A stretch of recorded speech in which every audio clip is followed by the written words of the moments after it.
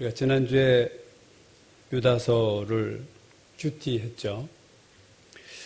이 유다서는 신약 성경의 맨 마지막 서신 요한계시록 바로 앞에 있는 한 장밖에 되지 않는 성경입니다. 그래서 잘 눈에 안 띄는 성경이에요. 평소에 그냥 페이지 넘기다 보면 훌쩍 넘어가 버리는. 유다서의 이 저자는 물론 유다입니다. 근데 이 유다는 가론 유다가 아니라 예수님의 형제 유다예요. 유다서의 저자가 예수님의 동생이라는 것을 생각하고 1장 1절을 다시 볼까요? 예수 그리스도의 종이요 야고보의 형제인 유다는, 보통 사람 같으면 저 같으면 이렇게 소개할 것 같아요. 예수 그리스도의 동생인 유다는, 이렇게 얘기하지 않겠어요? 근데 뭐라고 자기를 소개하냐 하면은 예수 그리스도의 종인 유다는. 여러분, 말 하나에 그 사람의 중심이 나타나는 겁니다. 이 유다가 자기의 형제인 예수님을 주님이다 이렇게 부르는 거예요. 내가 예수님의 종이다. 예수께서 그의 살던 나사렛에 가서 복음을 전하고 할 때 사람들이 잘 안 믿었어요. 요셉의 아들 목수 아니냐? 제가 무슨 메시아야? 이렇게 잘 안 믿었어요. 여러분, 동네 사람이 선지자를 믿기, 받아들이기 어렵다. 성경에 나오는데 제일 어려운 것은 뭐예요? 형제가 자기의 형제를 주님 이렇게 부르는 건 정말 어려운 거예요. 그렇지 않겠습니까? 자기의 형에게 또는 자기의 동생에게 내가 예수 그리스도의 종이다 이렇게 고백하는 것은 이건 정말 진짜 믿음입니다. 자기 형제를 주님이라고 고백할 수 있는 믿음, 유다의 믿음, 유다의 겸손, 이 한마디 인사 구절에서 우리는 정말로 유다가 어떤 사람인가 하는 것을 금방 알 수 있죠. 유다서를 기록한 목적은 교회 안에 들어온 이단을 경계하기 위해서예요. 교회를 깨우고 이단의 공격을 방어하기 위해서입니다. 이게 1장밖에 되지 않은 짧은 서시지만 성경에 나오는 이단에 대한 경고 중에서 가장 강력한 경고를 하는 것이 유다서입니다. 가장 강한 표현을 많이 썼어요. 오늘 본문 중에 3절 말씀은 유다서 전체의 키 센텐스입니다. 핵심 구절이에요. 유다가 왜 내가 이 유다서를 보냈는가에 대한 그 목적과 동기가 3절에 나타나 있습니다. 다시 한번 볼까요? 사랑하는 자들아, 우리가 일반으로 받은 구원에 관하여 내가 너에게 편지하려는 생각이 간절하던 차에 성도에게 단번에 주신 믿음의 도를 위하여 힘써 싸우라는 편지로 너희를 권해야 할 필요를 느꼈다. 그러니까 유다는 평소에 구원에 대해서 편지를 쓰고 싶은 마음이 있었습니다. 한번 구원에 대해서 내가 좀 써야겠다는 마음이 있었어요. 근데 그 유다가 갖고 있는 구원에 대한 내용은 두 가지입니다. 하나는 우리가 일반으로 받은 구원이다. 일반으로 받았다는 것은 특별한 사람만 받은 게 아니라 우리 모두가 다 받았다. 구원은 일반적인 거야, 그 말이에요. 오늘 이 유다서에 나오는 영지주의는 영적인 지식을 가진 자만이 구원을 받는다. 마치 불교와 영지주의가 상당히 이렇게 통해 있습니다. 오늘날 불교가 영지주의와 되게 밀접해요. 해탈을 했다는 것은 특별한 내가 지식을 받은 거예요. 영적 엘리트들을 말하죠. 불교의 해탈한 자들은. 영지주의도 그랬어요. 그런 너절하게 다 구원받는 게 아니라 우리처럼 특별한 지식을 가져야 된다. 그노시스라고 하는 그 영지주의가 지식이란 말이거든요. 그래서 특별한 남이 갖지 못한 지식 가져야 된다 했는데 유다는 일반으로 받은 구원이야. 누구만 특별히 받은 구원이 아니다. 그리고 성도에게 단번에 주신 믿음의 도다. 그러니까 구원은 순간에 받는 거예요. 예수를 그리스도로 영접하는 그 순간 바로 구원받는 거지. 1단계 구원, 2단계 구원, 3단계 구원, 영주주의가 말하는 계속 지식을 이런 게 아니다. 벌써 이 구원에 대한 한마디 말에 유다가 구원에 대해서 확실한 정의를 내리고 있음을 보고 있어요. 예수 그리스도 믿는 순간에 그가 이방인이든 야만인이든 지식인이든 문명인이든 그가 도덕적이든 비도덕적이든 유대인이든 이방인이든 다 구원받는다. 그 얘기를 하면서 오늘 유다가 어떤 어둠의 세력에 대해서 그들이 가만히 들어온다는 표현을 씁니다. 오늘 4절 보시죠. 이는 가만히 들어온 사람 몇이 있다. 편지를 쓰게 된 계기가 필요성을 느끼게 된 이유는 내가 필요를 느꼈노니 이는 가만히 들어온 사람 몇이 있다. 오늘 본문 4절을 보면 이단이 들어왔는데 들어오는 방식이 참 유념할 필요가 있습니다. 가만히 들어왔다. 가만히 들어왔다는 것은 그가 이단인지 아무도 모른다는 거예요. 교회에 이단이 들어왔는데 이단인지 몰라요. 다 받아들이고 영접하고 교제하고 있어요. 베드로후서 2장 1절에서도 베드로도 이런 표현을 썼어요. 거짓 선생에 대한 얘기를 하면서 그들은 멸망하게 할 이단을 가만히 끌어들였다. 이단을 가만히 끌어들였어. 베드로도 이 가만히 들어온 속성을 알았어요. 바울도 갈라디아서 2장 4절에서 이는 가만히 들어온 거짓 형제들 때문이라 가만히 들어온 거짓 형제들. 갈라디아 교회에서도 그렇게 들어왔고 베드로가 썼던 편지를 받았던 그들의 교회도 유다가 편지를 썼던 교회도 오늘날의 교회도 이단은 가만히 들어옵니다. 표시가 안 나요. 그래서 가만히 들어온다는 표현은 뱀을 연상시키지 않습니까? 뱀이 조용히 다가오듯이. 이브에게 뱀이 조용히 다가오듯이. 사탄은 우리에게 가만히 들어옵니다. 나 사탄이야? 이러는 법이 절대 없고 사탄인 줄 모르고 나중에 보니까 그게 마귀였네. 그 생각이 마귀가 준 생각이었네. 그 사람이 사단의 도구였네. 나중에 알게 되는 거예요. 오늘 이 가만히 들어온 거짓 형제들이 얼마나 가만히 들어왔냐면 1장 12절에 보면 그들은 기탄 없이 너희와 함께 먹으니 너희 애찬의 암초다. 같이 식사하고 있고 자기 몸만 기르는 목자다. 목자예요. 그 교회 이미 목자가 됐어요. 하나님 말씀 가르치는 자인데 이단입니다. 그럼 왜 가만히 들어왔느냐? 그들이 가만히 들어온 목적이 뭐냐? 유다서를 받은 교회들에게 들어온 이단은 영지주의인데 영지주의는 그거예요. 영적인 것은 다 선하고 물질적인 것은 다 악하다. 이게 영지주의입니다. 아주 흑백 논리인데 그래서 예수 그리스도가 몸으로 임했다. 우리 인정할 수 없어 보여요. 어떻게 메시아가 이 더러운 육을 입고와 그거 받아들일 수 없다. 그래서 그걸 육으로 오지 않았다는 것을 합리화하기 위해서 별 희한한 이론들을 영주주의가 끌어들이죠. 그래서 몸을 나쁘게 보니까 영주주의가 두 가지 방향으로 갈라져. 하나는 이 몸은 나쁘니까 이걸 학대해야 돼. 이 몸은. 이 나쁜 몸을 학대해야 된다. 그래서 금욕주의적인 영주주의가 나와요. 아주 보면 경건해 보이는 아주 몸을 학대하고 몸을 힘들게 하고 금식하고 그래서 골로새서에 나타나는 영지주의는 이 금욕적 영지주의입니다. 그들이 거짓으로 경건한 척하고 뭘 숭배하고 이런 거죠. 근데 오늘 유다서에 나오는 영지주의는요 반대의 영지주의예요. 이건 뭐냐면 몸은 나쁜 거니까 이거는 이미 저주받은 거야. 몸 마음대로 굴려도 돼. 도덕적인 타락, 방탕주의가 또 하나의 영주주의예요. 오늘 유다서에 들어왔던 이 영주주의는요 후자입니다. 쾌락주의적인 영주주의였어요. 오늘 1장 4절 보면 우리 하나님의 은혜를 도리어 방탕한 것으로 바꿨다. 방탕한 것. 8절 이 사람들도 그와 같이 육체를 더럽히며 몸을 막 굴려요. 10절 그들은 이성 없는 짐승같이 본능으로 하는 그것으로 멸망하느니라. 그래서 이 영주주의가 교회에 들어와서 성도들을 오염시키고 타락시키고 하고 있습니다. 거기에 대해서 유다의 충고는 하나예요. 3절 다시 보면요. 성도에게 단번에 주신 믿음의 도를 위하여 힘써 싸우라는 편지로 너희를 권면해야 할 필요를 느꼈다. 그러니까 유다가 하는 말은 뭐냐? 믿음의 도를 위해서 힘써 싸우라. 오늘 설교 제목이기도 한데요. 이 믿음의 도라는 도라는 단어를 붙였지만 헬라어에는 없는 단어고 이건 개역 개정에서 그냥 이 단어는 차라리 없는 게 나은 단어입니다. 그냥 믿음이라는 단어, 믿음의 도라고 할 필요 없어요. 공동번역과 새번역은요, 믿음을 지키기 위해서 그냥 믿음이라고 썼어요. 현대인의 성경도 믿음을 위하여 싸우라. 오늘 제목이 참 재밌어요. 주님을 위해서 싸우라도 아니고 하나님의 나라를 위해서 싸우라가 아니라 믿음을 위해서 싸우라.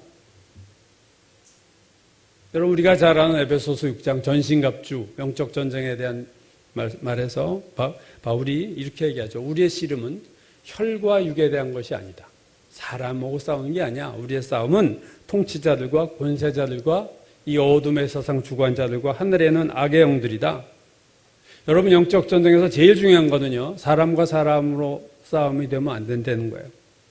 우리의 상대는 사람을 통해서 오지만 우리의 싸움의 대상은 사람 배후에 있는 사탄이다. 그래서 많은 경우에 마귀가 어떤 사람을 통해서 역사를 해요. 그러면 그 결과가 사람과 사람의 싸움으로 끝날 때가 얼마나 많은지 몰라요. 그건 마귀의 승리입니다, 여러분. 내가 누구를 미워하는 걸로 끝났다면 그건 내가 진 거예요, 여러분. 나는 혈과 육의 싸움으로 끝난 거예요. 마귀가 원하던 바입니다. 그 배후에는 자기는 전혀 드러나지 않고 그냥 니들끼리 치고받고 싸워. 그래서 우리가 참 조심해야 될 게, 우리가 왜냐하면 수많은 사람들을 만나고 사니까 이 부딪힘이 너무 많잖아요. 거기서 이게 마귀가 원하는 것은요, 혈과 육으로 싸우면 된다는 거예요. 그렇게 싸워. 그래. 누구 미워하고 누구 싫어하고 누가 나를 건드릴 때 그렇게 생각하셔야 돼요. 아, 마귀가 또 나를 건드리는구나. 딱 그 배후에 있는 것들을 벌써 생각하고 싸움의 대상이 사람이 아니다. 이게 영적 전쟁에서 승리하는 첫 번째 중요한 진리입니다. 근데 또 하나가 있는데, 자, 마귀가 나를 건드리는구나, 공격하는구나, 저 사람을 통해서. 왜 건드릴까? 무엇을 공격 목표로 나를 건드릴까? 하는 것을 생각해야 돼요. 우리가 사탄의 도구가 되는 사람이 있어요. 꼭 마귀가 그 사람을 통해서 역사하는 사람이 있습니다. 참 그런 사람은 자기가 자기를 알아야 되고 조심해야 되는데, 꼭 그 사람의 말 때문에 문제가 생기고 그 사람의 한 행동 때문에 문제가 생기고 누구에게 상처를 주고 누구에게 피해를 주고 누구를 시험에 들게 한 사람이 있어요. 그 사람도 문제지만 그거에 따라 매일 시험 들고 그 사람 미워하고 싸우는 사람도 문제인 거예요. 그래서 우리가 이 혈과 육의 싸움을 벗어나야 되는데, 그 마귀가 나를 공격하는데 무엇을 노리고 공격하는가? 이것을 알아야 된다는 거죠. 마귀의 공격 목표가 뭘까?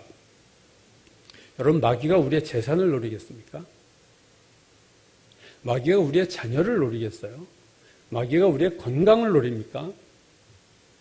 내 직업을 마귀가 빼앗으려고 하겠어요? 마귀가 우리를 공격하는 거는요, 우리의 믿음을 빼앗기 위해서 공격합니다. 우리가 이 사실을 분명히 알아야 돼요. 마귀가 나의 무엇을 노리고 공격하는가? 그것을 분명히 알아야 돼요. 그래서 오늘 3절에서 너희는 믿음을 지키기 위해서 싸우라. 믿음을 지킨다는 말은 누군가가 이걸 빼앗으려고 하는 거예요. 누구겠어요? 그럼 왜 마귀는 우리의 믿음을 공격할까? 왜 우리의 믿음이 마귀의 공격 목표가 될까?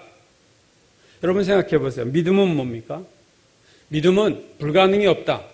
물론 그것도 믿음이죠. 예수님도 믿는 자에게 능치 못할 일이 없다, 그렇게 말씀하셨어요. 믿음은 불가능한 것이 없다는 것이 믿음입니다. 그러나 그 근거가 어디서 나와요? 하나님 때문에 나오는 거예요. 하나님의 전능하심 때문에, 하나님이 나를 사랑하시기 때문에 능치 못할 일이 없는 거죠. 그러니까 믿음은 뭐냐면 하나님을 신뢰하는 거예요. 믿음의 본질은 그거예요. 내게 능력 준 자 안에서 내가 모든 것을 할 수 있다. 능력 주시는 자, 그분만 믿으면 나 못할 게 없지. 그러나 그분이 없으면, 내가 그분을 믿지 못하면 나는 할 수 있는 게 없어. 그 말이죠. 그러고는 마귀가 우리의 믿음을 공격한다는 얘기는 뭐냐면요, 하나님과 우리의 사이의 관계를 끊어버리겠다는 거예요. 마귀의 목표는 그거 하나입니다, 여러분. 분명해요. 목표가 분명해요, 마귀는. 우리가 믿음이 없어진다는 것은 더 이상 하나님을 신뢰하지 않는 거예요. 그때부터는 내 힘으로 사는 거예요. 내 생각대로 사는 거예요. 마귀가 원하는 바죠. 그렇게 살려는 거예요. 하나님 의지하지 말라는 거예요. 하나님과 끊어지면 그 다음은 뻔해요. 마귀의 밥이 되는 거죠. 선악과 사건을 보면요, 뱀이 이브를 어떻게 유혹했습니까? 이 선악과를 너희가 먹으면 너희 눈이 밝아져서 하나님과 같이 될 줄을 하나님이 아셔. 이 말이에요. 너 하나님 잘못 알고 있는데, 이브야, 너 하나님 잘못 알고 있는데, 하나님은 그렇게 좋은 분이 아니야. 하나님은 이 선악과 못 따먹지 못하게 한 건 너를 위해서가 아니라, 이거 먹으면 너희들이 하나님처럼 돼.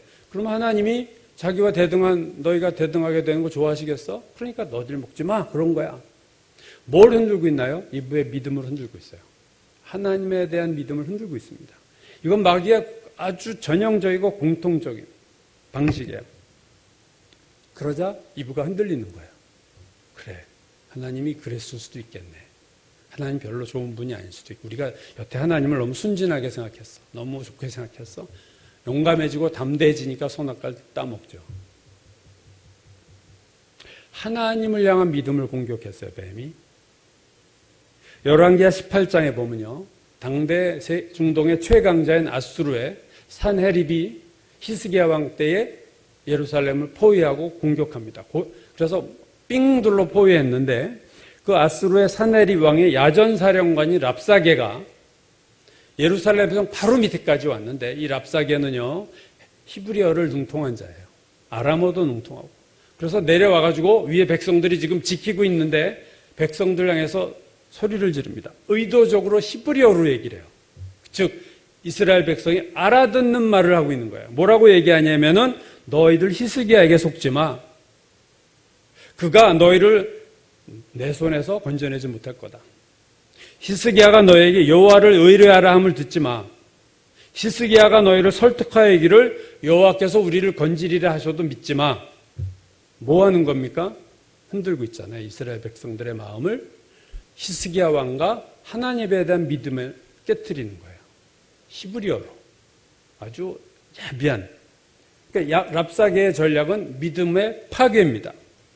믿음의 고사작전을 하던 거예요. 믿음을 점점 말려버리는 거예요. 그래서 히스기야 왕과 하나님에 대한 믿음만 무너지면요, 백성들이 그 믿음이 무너지면요, 유다는 그냥 망하게 돼 있어요. 이 랍사게가 사탄의 모형입니다, 여러분. 마귀가 우리를 이렇게 공격하는 거예요. 우리 마음속에서 하나님에 대해서 자꾸 부정적인 생각을 줘요. 교회에 대해서 부정적인 생각을 주고, 목회자에 대한 부정적인 생각을 줘요. 하나님에 대한 적대감, 하나님에 대한 원망, 하나님에 대한 불신, 그걸 통해서 우리의 믿음을 파괴하는 것이 랍사게와 같이 마귀는 우리 생각에 끊임없는 그런 생각을 집어넣습니다. 구약 성경 중에 욥기가 있죠. 욥기는 욥을 온전하고 정직하여 하나님을 경외하며 악에서 떠난 자다. 1장 1절에 그렇게 얘기했어요. 온전하고 정직하여 하나님을 경외하며 악에서 떠났다.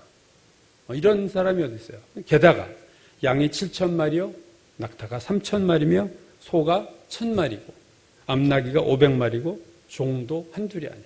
동방의 최고의 부자였어요. 가장 이상적인, 그리스도인들이 가장 이상적으로 보는 거예요. 물질적인 축복도 받았는데 신앙도 너무 좋아요. 거의 완벽한 인물, 그게 욥이었습니다. 근데 사탄이 욥을 공격하기 시작해요. 전 재산과 소유를 하루에 다 없애버렸어요. 천재지변으로 다 없애버렸어요. 그리고 자녀들이 모여있는 자녀들을 순간에 다 죽여버렸습니다. 최고의 축복을 받은 자리에서 한순간에 가장 비참한 자리로 떨어졌어요. 여러분, 가장 인간이 감당하기 어려운 시험이 욥의 시험입니다. 이러한 시험을 견딜 수 있는 사람이 여러분 몇 명이나 되겠습니까?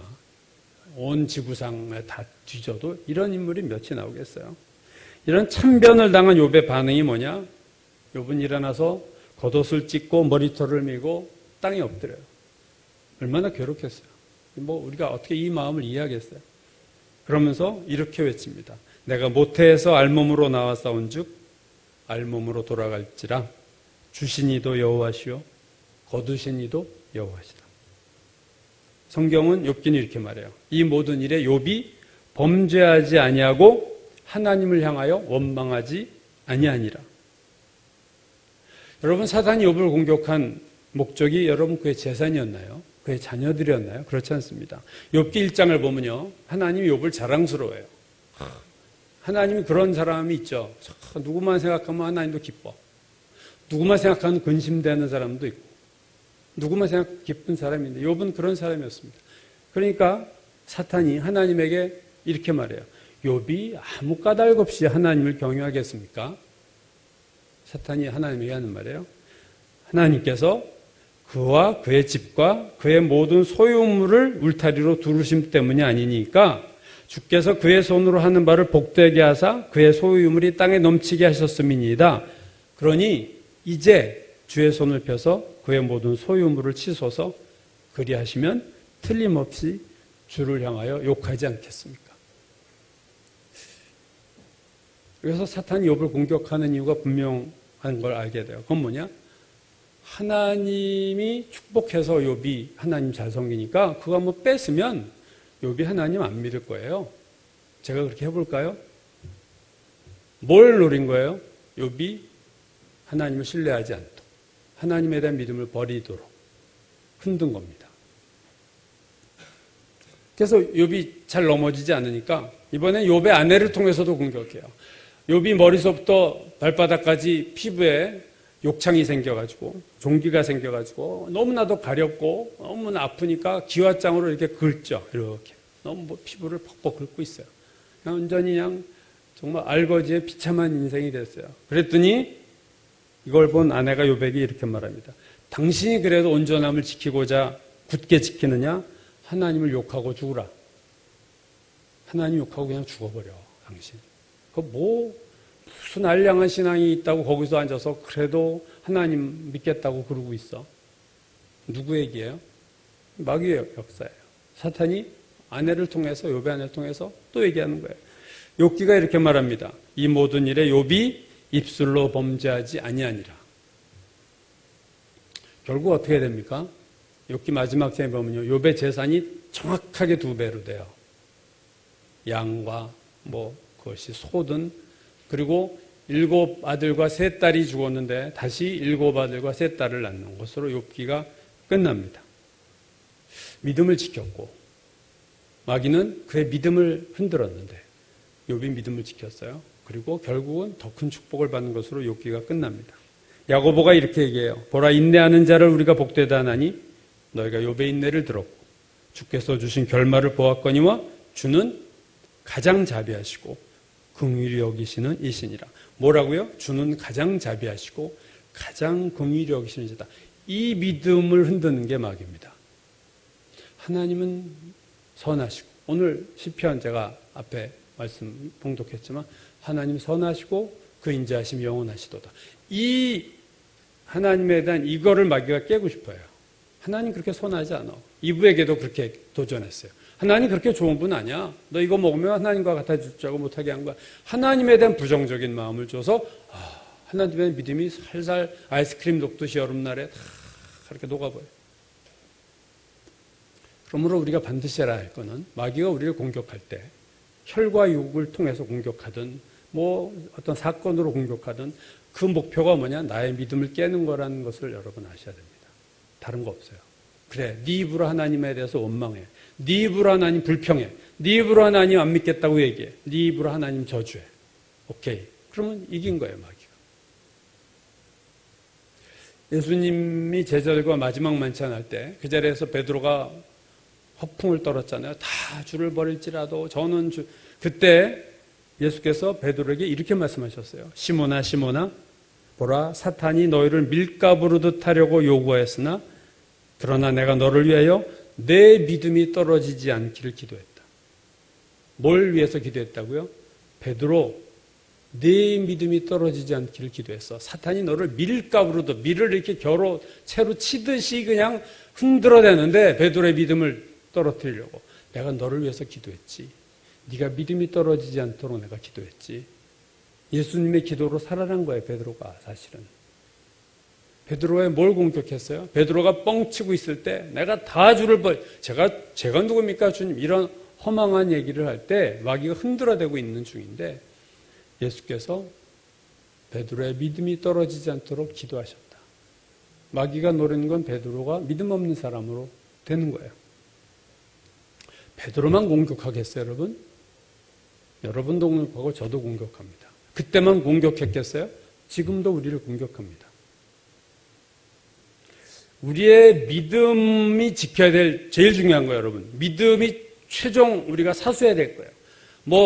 왕궁에 구테타를 하면 옥새를 가지고 튀잖아요, 그죠? 옥새. 옥새 이것만 있으면 또 이제 도장 찍으면 뭐가 되니까. 그럼 마지막 우리가 싸워야 될, 지켜야 될 게 여러분 믿음이고 마귀가 그걸 뺏으려 한다는 것을 여러분 분명히 아셔야 됩니다. 싸움의 목표가 뭔가를 분명히 아셔야 돼요. 뭘 지키는 싸움인가를 아셔야 돼요. 재산 지키려고 싸우는 게 아니고 믿음을 지키려고 싸우는 거예요. 그러므로 믿음을 흔드는 생각이 내 안에서 막 솟아올라올 때가 있죠. 불신의 생각이 솟아올 때가 있어요.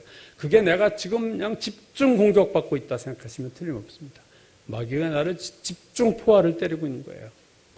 하나님에 대해서 막 분노도 생기고 원망도 생기고 불평도 생기고 믿어지지 않고 하나님에 대한 불신,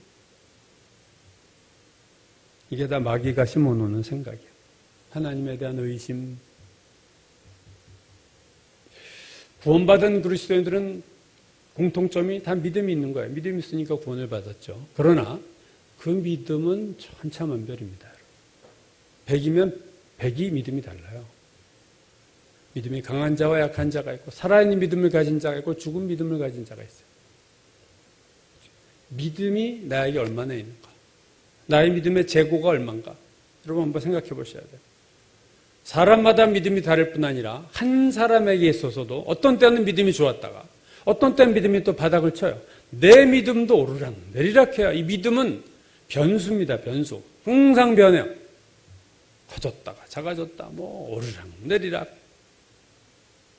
생명의 삶을 가지고 우리 큐티하지만 똑같은 내용으로 영어로 나오는 리빙 라이프라는 그 큐티 두라노에서 나오는 게 있습니다. 거기 7월달 묵상 에세이 보면은요, 이런 내용이 나와요. 어떤 사람이 단기 선교 여행을 떠났습니다.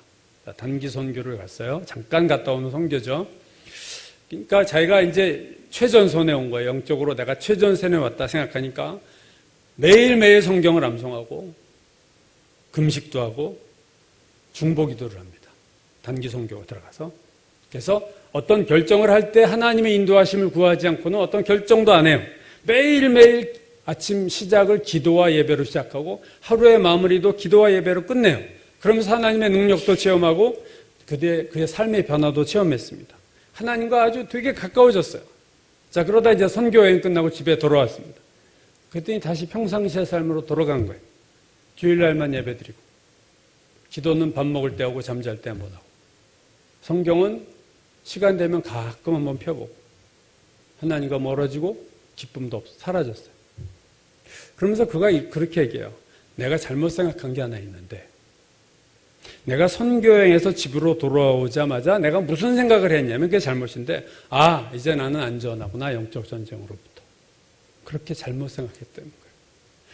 선교지에서는 영적으로 내가 위험하다고 느꼈고 내가 이제 집에 돌아오니까 이제는 안심이야. 이제 영적 전쟁은 끝났네. 이렇게 생각한 것이 나의 잘못이었다. 그러면서 그가 이런 얘기를 합니다. 사탄은 선교여행지에서뿐만 아니라 내 집에서도 똑같이 나를 공격하고 있었다. 우리가 어디를 가든 그것이 학교이든 집이든 교회든 그곳이 바로 영적 전쟁터였다. 그러므로 우리는 우리의 믿음을 지키기 위해 매일매일 어디를 가든 말씀과 기도로 우리를 무장해야 한다. 그게 그 사람 묵상 에세이의 내용이었어요. 얼마나 공감이 가는 얘기입니까?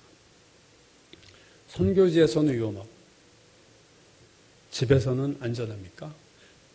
주일날 예배당에서는 하나님이 계시고 내 집에 가면 하나님이 안 계세요? 마귀가 평상시에 우리를 공격하지 않습니까? 내가 기도할 때만 공격합니까? 내가 성경 볼 때만 공격합니까? 그렇지 않습니다. 마귀에게 배워야 할 것이 있는데 그것은 뭐냐면 그의 부지런함과 일관성이에요. 마귀는 쉬지 않고 우리를 공격하고 그거는 목표가 항상 일관성이 있어요. 분명해요. 그거는 우리가 마귀를 못 쫓아갑니다. 그렇게 열심이고 그렇게 일관성 있게 그가 항상 그렇게 살아요. 우리의 믿음을 뺏으려고 언제나 어디서나 우리의 믿음을 공격합니다. 여러분. 믿음을 공격을 받는다고 느끼시나요? 느끼지 못하면 이미 빼앗겼을 수도 몰라요. 그럼 믿음은 어떻게 생겨납니까? 세 가지요. 믿음은 말씀에서 옵니다. 로마서 믿음은 들음에서 오며 10장 로마서 10장 믿음은 들음에서 오며 들음은 예수 그리스도의 말씀이다. 자, 말씀을 들으면서 믿음이 생기고 기도해서 믿음이 생기고 예배할 때 믿음이 생겨요. 여러분. 말씀과 기도와 예배가 믿음의 소스입니다. 그리고 이 말씀과 기도와 예배 공통점은 다 하나님을 만나는 거예요. 그게 말씀을 통해서 만나고 기도를 통해서 하나님을 만나고 예배를 통해서 하나님 만나는 거예요. 하나님을 만나면 믿음이 생깁니다. 여러분. 그거예요. 말씀 자체가 믿음을 주는 게 아니라 말씀을 통해서 기도를 통해서 예배를 통해서 하나님을 만나면 우린 변해요. 모세가 시내산에서 하나님과 40이 있다가 얼굴에서 온몸이 빛이 난 것처럼 그냥 하나님 만남이 변해요. 우리 믿음이 생겨요. 그래서 마귀는요, 우리의 믿음의 공급원을 차단하려고 합니다. 말씀에서 멀리하게 하고, 기도 안 하게 하고, 예배 소홀히 하게 하고. 일요일날, 주일날, 여러분 예배 시간이 짧아요. 1시간, 1시간 반. 그렇지만 주일날 여러분의 생각의 가장 핵심은 예배에 있어야 돼요. 예배가 주일날 제일 중요한 것이 돼야 돼요. 시간의 길이와 상관없이. 근데 예배는 중요하지 아니하고 다른 게 더 중요해서 예배는 그냥 땜질하는 신앙이 있습니다. 절대로 그건 올바른 예배 자세가 아니야. 여러분 예배가 내 주일날 오늘 예배 잘 드려야 돼. 예배가 돼야 돼요. 이게 내 오늘 주일날 목표야. 그 다음에 쉴 수도 있고 잠깐 어디 갈 수도 있지만 예배가 부수적인 것으로 되면 이미 이것은 싸움에서 지는 겁니다. 믿음의 공급원을 붙잡는 게 이게 치열한 영적 싸움이에요. 여러분 말씀 보는 거, 기도하는 거, 여러분 이거 보통 싸움이 아닙니다. 마귀가 이거 못하도록 얼마나 방해를 해요. 여러분 다 아실 거예요. 해보신 분들은. 결코 마귀가 호락호락하게 성경 보고 기도하고 예배 참석하도록 두지 않고 계속해서 뭔가를 막으려고 그래요. 그럼 믿음이 없어지니까. 그러면 우리가 믿음을 잃으니까. 디모데전서 1장 19절에서 바울이 디모데에게 이렇게 말해요. 믿음을 가지라. 어떤 이들은 그 믿음에 관해서 파선했다. 파선. 배가 망가졌어요. 믿음의 배가 깨졌어요. 어떤 사람은 믿음에 관해서 파선했다. 또 6장에서는 그들은 믿음에서 벗어났느니라. 궤도 이탈을 했어요. 철로를 벗어났어요. 이런 사람이 실제로 그 당시에도 많았던 거죠. 오늘날도 많은 사람들이 믿음에 파선을 하고 믿음에서 벗어납니다. 본인이 몰라요. 바울이 그가 쓴 마지막 성경 디모데후서 4장에서 마지막 장에서 자기의 죽음을 예감합니다. 아, 이제 내가 죽을 때가 됐구나. 순교의 때가 다가왔구나 하면서 뭐라고 말합니까?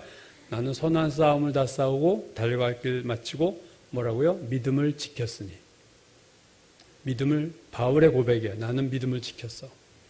그가 마지막 내가 인생에서 성공했다고 여기는 셋 중에 하나, 달려갈 길을 달렸고 사명 다했고 내가 선한 싸움 싸우고 달려갈 길 다가고 믿음을 지켰어. 그러므로 이제후로는 나를 위해서 의의 멸관이 대뱉고 나뿐 아니라 나같이 이렇게 잘 지키는 사람은 하나님이 축복하시고 상을 주실 거야. 믿음을 지켰다라는 말은 뭡니까? 믿음이 공격을 받았다는 거예요, 여러분. 그걸 공격으로부터 내가 믿음을 지켰지. 바울도 마귀가 흔들어요, 믿음을. 우리는 안 흔들 것 같습니까? 우리도 마귀가 우리의 믿음을 흔들어요. 공격해요. 믿음이 파손됐다는 건요, 사업이 망했다는 게 아니에요. 믿음이 파손했다, 병 걸린 게 아니에요. 실업자 됐다는 게 아닙니다. 세상적인 성공과 실패는 믿음의 파손과 아무 상관도 없어요, 사실. 어떤 사람은 성공해서 믿음이 파손하고, 어떤 사람은 실패해서 믿음이 파손해요. 참 이유도 다양해요. 성공해도 망하고, 실패해도 망하고. 어떤 사람은 성공해도 믿음이 파손 안 하고, 실패해도 믿음이 파손 안 해요. 욥기를 통해서 우리가 알 수 있는 것은 뭐냐면 모든 것이 다 없어져도 믿음만 있으면 다시 살아난다는 거예요. 믿음만 잃지 않으면 욥이 그거 잃지 않았거든요. 그래서 다시 살아나잖아요. 재물이 2배가 되고 다시 원상복귀가 됐잖아요. 다 없어져도 믿음만 붙잡으면 이기는 거예요. 근데 다 잃어버린 건데 믿음만 잃어버리면 진 겁니다, 여러분. 우린 믿음을 너무 쉽게 내줄 때가 많아요. 믿음을 사수해야 됩니다. 마지막까지 지킬 것이 믿음이에요. 욥은 세상적으로 파손했지만 믿음은 파손하지 않았거든요. 그래서 다시 일어선 거예요. 찬송가 가사 중에 그런 게 있죠. 금보다 귀한 믿음은 참 복의 대도다. 이 진리 믿는 사람들 다 복을 받겠네. 여러분 정말로 믿음이 금보다 귀한 거예요. 아니, 금 따위가 믿음에 비유할 수 없죠. 요즘 세상이 제일 좋아하는 게 돈이지만 돈 따위가 믿음과 어떻게 비교해요? 금보다 귀한 믿음은 참 보배인데 그 진리를 아는 사람들 다 복을 받겠네. 믿음이 얼마나 귀한 줄 아는 사람은 다 복받은 사람이고 복받을 사람이에요. 여러분, 여러분의 자녀들에게 우리 자녀가 다른 건 없는데 믿음이 있어. 그럽니까? 아니면 다른 건 다 있는데 우리 아이가 믿음이 없어. 어디에 해당하십니까? 믿음 없어도 다른 것 잘 돼서 기뻐하십니까? 그게 기쁜 건가요? 우리의 자녀가 별로 세상적으로는 그저 그런데 참 믿음이 있어. 그럼 여러분 찬양해야 돼요. 하나님 감사합니다. 우리 아이에게 믿음 주셔서 감사합니다. 근데 우리 아이가 세상적으로 부족함이 없는데 믿음이 없어요? 그러면 엎드려 울며 기도하셔야 돼요. 하나님 우리 아이에게 믿음을 주십시오. 우리 아이를 불쌍히 여기십시오. 그렇게 하나요? 요즘 그리스도인들이 그렇게 기도하나요? 자녀를 위해서 뭘 기도합니까? 자녀를 위한 기도는 다들 많이 해요. 우리 자녀들은 다 끔찍하니까 부모들에게. 근데 중요한 건 무슨 기도하느냐가 중요한 거죠. 다 자녀를 위해서 기도하는데 전부 좋은 대학 가고 좋은 직장 가고 뭐 편안히 살고 건강히 살고 그거는 세상 사람들도 간절히 원하는 바고 세상 사람도 다 그러고 원하는 사람들 이루고 사는 사람들 많습니다. 그들은 믿음이 없잖아요. 성령이 없잖아요. 그러므로 우리는 병어리 귀신 나의 아버지처럼 믿음을 구해야 돼요. 나의 믿음 없음을 도와주셔서 주여. 믿음이 없으면 기도하셔야 돼요. 하나님 제가 너무 믿음이 없네요. 저에게 믿음 좀 주세요. 믿음 좀 주세요. 매일 입에 달고 기도하세요. 믿음 좀 주세요. 돈 좀 주세요. 이렇게 달지 마시고 믿음을 달라고 기도하세요. 믿음이 생기면 돈도 하나님 얼마든지 주실 수 있지 않습니까? 찬송 542장 예수 믿은 것은 받은 증거 많도다. 예수 귀한 예수 믿음 더욱 주소서. 하나님의 옛성도들은요 이렇게 믿음을 구했어요. 귀한 믿음 주소서. 예수 귀한 예수 믿음 더욱 주소서. 누가복음 17장 5절에서도요 사도들이 주께 여짜오되 우리에게 믿음을 다하소서 하니라. 우리에게 믿음 좀 주세요. 제자들이 예수님께 구했던 게 믿음이었습니다. 매일 믿음이 적은 자들아 야단 맞으니까 이거 나이가 심각하네 문제가. 주님 저에게 믿음을 좀 주세요. 제자들이 믿음을 구했어요. 여러분의 믿음이 어떻습니까? 여러분의 오늘 믿음의 현실을 보세요. 여러분의 믿음이 안녕합니까? 여러분의 믿음이 잘 있어요? 믿음 잘 지키고 있어요? 여러분의 믿음의 공급원은 건강하게 공급이 되고 있습니까? 예배를 통해 말씀과 기도를 통해 내 믿음이 지금 새로워지고 있습니까? 반드시 확인하셔야 돼요. 마귀가 노리는 건 이것밖에 없기 때문에 그렇습니다. 로마서 1장 11절에 말하죠. 복음에는 하나님의 의가 나타나서 믿음으로 믿음에 이르게 한다. 이 말은 믿음에서 더 큰 믿음이 되고 더 큰 믿음이 되고 그런 말이에요. 믿음이 계속 자라나야 돼요. 우리가 신앙이 좋아지는 건 믿음이 커지는 거예요. 믿음이 커지지 않으면서 신앙이 좋아질 수 없습니다. 주님, 내 믿음이 날마다 커지게 하시고 바울처럼 주님 앞에 떠나는 날 주님 믿음 지켜서 감사합니다. 이 기도를 우리도 할 수 있게 하옵소서. 믿음을 지키는 싸움에서 승리하시기를 주의 이름으로 축원합니다.